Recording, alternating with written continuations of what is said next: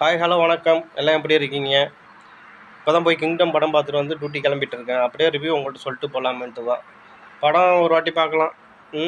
நல்லா இயக்கியிருக்காரு. எஃபர்ட்டுக்கு போய் பார்க்கணும். மியூசிக் நல்லா இருக்குது. விஜய் தேவர்கொண்டாவும் நல்லா லுக்கு செம்மையாக இருக்குது. அப்புறம் பார்த்தீங்கன்னா, தம்பி போலீஸில் இருந்து கொஞ்சம் சஸ்பெண்ட் ஆயிடுறாரு. அவரை கூட்டு வந்து உள்ளே வச்சு ஒரு ஸ்பை வேலை கொடுத்து ஸ்ரீலங்கா அனுப்பிச்சி விட்றாரு. சரி, சிவாங்கிற அண்ணனையும் கூப்பிட்டு வீட்டுக்கு வரலான்ட்டு நினச்சி தான் இவர் போகிறாப்படி.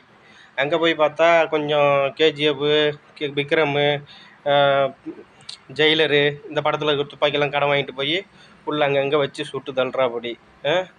அப்புறம் நல்லா இருக்குது அவருக்கு. விஜய் தேவர்கொண்டா கெட்டப் நல்லா இருக்குது. படம் பார்க்கலாம். அப்புறம் தயவு செஞ்சு தமிழனை சிறுமைப்படுத்தி நீங்கள் பெரிய ஆளாக நடிக்காதீங்க.